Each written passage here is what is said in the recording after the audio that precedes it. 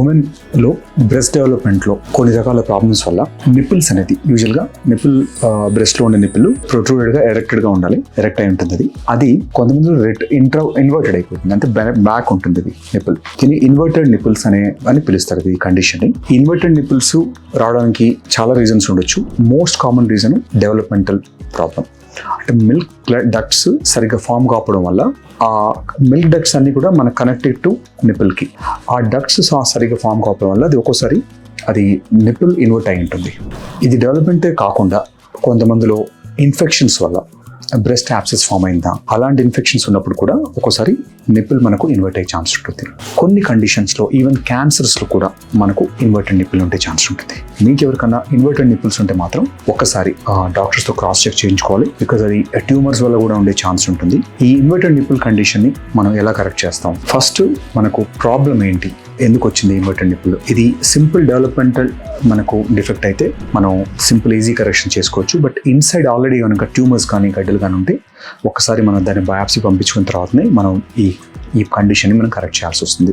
మనకు ట్యూమర్ లేదు అంటే లోపల ఎటువంటి క్యాన్సర్ కండిషన్స్ లేవు అన్నప్పుడు ఈ కండిషన్ని సింపుల్ లోకల్ అనస్థీషియాలో మనకు ఈ నిప్పుల్ని పుల్ చేసే బ్యాండ్స్ ఏదైతుంటాయో వాటిని మనం ఒక చిన్న ఇన్సిషన్లో ఆల్మోస్ట్ ఒక 2 to 3 millimeters ఇన్సిషన్లోనే బ్యాండ్స్ రిలీజ్ చేసేసి ఆ నిప్పుల్ని బ్యాక్ ఎరెక్ట్ చేసేసి దాన్ని ఫిక్స్ చేసి పెట్టేస్తాం. ఫ్యూ వీక్స్ మనకు చిన్న సూచెస్ అది అక్కడ ఉంటాయి దానికి, ఆ నిప్పుల్ని ఎరెక్ట్ చేయడానికి. తర్వాత ఆటోమేటిక్గా మనకు అది ఆ సూచెస్ అది తీసేస్తాం. అది దీంట్లో వచ్చే ఒక ప్రాబ్లం ఏంటంటే ఇన్ కేస్ ఫీడింగ్ కనుక ఇవ్వాలనుకుంటే ఈ కరెక్టెడ్ నిప్పుల్ ఇన్వర్టెడ్ నిప్పుల్తోని ఫీడింగ్ ఇవ్వడానికి మనకు కొన్ని రకాల ఇబ్బంది అయ్యే ఛాన్స్ ఉంటుంది.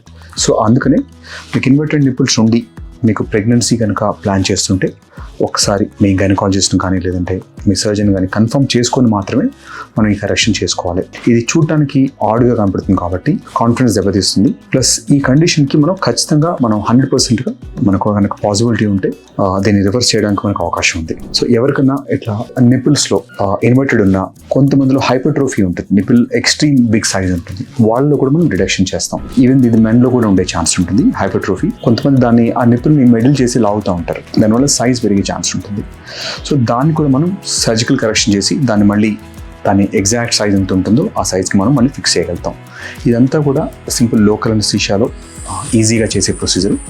సో మీకు ఇట్లాంటి నిప్పుల్కి సంబంధించిన ఏదైనా కండిషన్స్ ఉంటే ఒకసారి మీ ప్లాస్టిక్ సర్జన్కి కానీ లేదంటే మన రేడియోపెన్ కస్టమర్ కేర్ కానీ ఒకసారి కన్సల్ట్ చేస్తే మీ కండిషన్కి ఎటువంటి రకాల మనకు సొల్యూషన్స్ ఉంటాయి, సింపుల్గా ఏం చేయగలుగుతాం అనేది ఒకసారి డిస్కస్ చేసి చెప్పగలుగుతాం.